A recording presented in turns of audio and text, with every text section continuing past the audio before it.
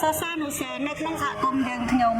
ប្រកបដោយគុណភាពសមធម៌បរិយាប័ន្នចានាងខ្ញុំត្រូវបង្រឹងគុណភាពអប់រំដោយធ្វើយ៉ាងណាអភិវឌ្ឍនិងការប្រើប្រាស់បច្ចេកវិទ្យាក្នុងការរៀននិងរៀនជាមួយគ្រូបន្ទប់ថ្នាក់ផងដែរតែងតែយកចិត្តទុកដាក់ចំពោះសិស្សានុសិស្សទាំងអស់តាំងពីថ្នាក់បតីរហូតដល់ថ្នាក់ទី6បឋមគឺធ្វើយ៉ាងណាឲ្យពួកគាត់ទទួលបាននូវចំណេះដឹងនិងចំណេះធ្វើបំណិននិងអរិយាប័ត្រដែលល្អគឺឲ្យពួកគាត់ទទួលបាននូវការអប់រំមួយដែលប្រកបដោយប្រសិទ្ធភាពបន្តការឡើងថ្នាក់នៅពេលដែលគាត់អាចឆ្លងទៅមធ្យមសិក្សាម្យ៉ាងទៀតពួកគាត់ក៏មានចំណេះដឹងហើយអាចមានការច្នៃប្រឌិតនៅអ្វីៗដែលពួកគាត់បានសិក្សាពីសាលាហើយយកទៅអនុវត្តនៅតាមផ្ទះរបស់ពួកគាត់បន្តប៉ុណ្ណោះលោកគ្រូអ្នកគ្រូក៏ដូចជាគណៈយុវមានការសហការយ៉ាងជិតស្និទ្ធនិងមានការរៀបចំចូលរួមធ្វើសកម្មភាពបោសសម្អាតនិងថែទាំបរិស្ថានបានយ៉ាងល្អប្រសើរជាពិសេសទៅទៀតសាលារៀនក៏បានមានភាពសហការយ៉ាងល្អជាមួយនឹងអាជ្ញាធរក៏ដូចជាសហគមន៍ក្នុងការកែលម្អបរិស្ថានសាលារៀនជាហូរហែក្នុងនាមខ្ញុំជាអាជ្ញាធរសង្កាត់ខ្ញុំបានជួយសាលាទី1ផ្នែកជួយធ្វើចរាចរណ៍និងរោចរាចរណ៍ដល់សិស្សសាស្ត្រពេលចូលនិងពេលចេញបាទទី2បានចុះមកជួយផ្សព្វផ្សាយគោលនយោបាយភូមិឃុំមានវត្តភាពជាពិសេសផលប៉ះពាល់គ្រឿងញៀនដល់សិស្សសាស្ត្រទាំងអស់បាទហើយទី3ក៏ជួយតាមដានការអនុវត្តថវិកាមួយចំនួននៅក្នុងសាលាហ្នឹងដើម្បីត្រួតពិនិត្យតាមដានពិនិត្យមើលទាំងអស់គ្នាឲ្យវាតម្លាភាពរៀនកណិតរៀនចិនរៀនអង់គ្លេសរៀនអារម្មណ៍សុបាយចិត្តត្រេកអរចាហើយបានសុបាយចិត្តមកនិយាយរួមទៅថាម៉ែឪពិបាកកុំឲ្យកូនវាពិបាកទៀតខំប្រឹងប្រែងឲ្យកូនបានចេះដឹង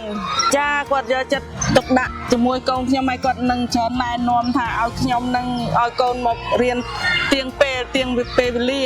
កុំឲ្យឈប់ចេញពីទឹកចិត្តរបស់ខ្ញុំអរគុណអ្នកគ្រូលោកគ្រូបានដែលបហាត់រៀនកូនខ្ញុំឲ្យបានគាត់ចេះដឹងអនាគតទៅមុខទ្រឹថ្លាខ្ញុំក្នុងនាមជាអាជ្ញាធរសប្បាយរីករាយនិងជំរុញ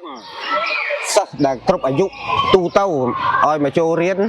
នៅសាលានេះឲ្យបានគ្រប់គ្នាដើម្បីឲ្យជាទំពាំងស្នងរស័យដើម្បីប្រទេសជាតិយើងខ្ញុំបានលក្ខណៈចូលរួមជាក្រុមក្នុងការអនុវត្តរាល់ការប្រជុំរៀបចំផែនការពេលប្រឡងឬក៏អនុវត្តការងារផ្សេងហើយមួយទៀតគឺក្រុមរបស់ខ្ញុំដែរក៏ដឹកនាំសិស្សសម្អាតបរិស្ថានហើយនឹងចូលរួមបានបន្លែផងដែរ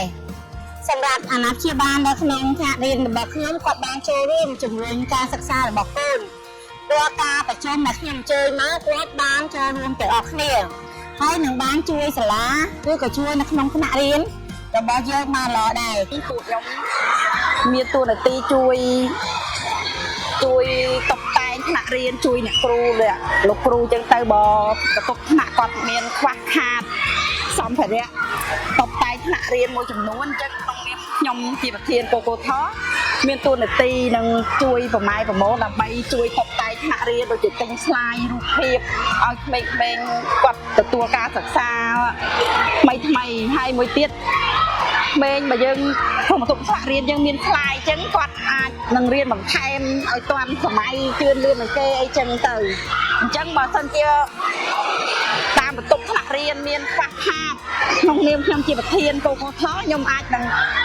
ប្រមូលថវិកាពីអាជ្ញាបាល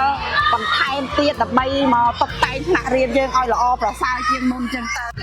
ជាដំបូងពេលខ្ញុំចូលទៅដល់គឺលោកគ្រូអ្នកគ្រូបញ្យល់ពីការច្នៃប្រឌិតរបស់ខ្ញុំថាឧទាហរណ៍មានសយោមួយគេអាចយកទៅបឺតទឹកយកទៅធ្វើអ្វីផ្សេងបានក្នុងនាមខ្ញុំជាប្រធានកកសជួនទីជាអាបារងនៃគណៈបាក្រុងសេះ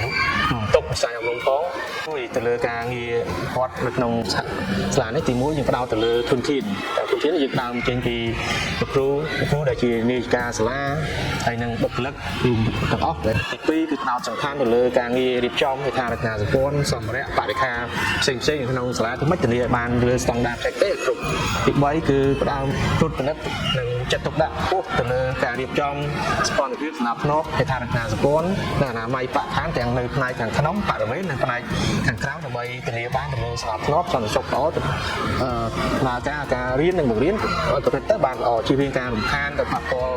ទៅដល់ការរំខានក្នុងការ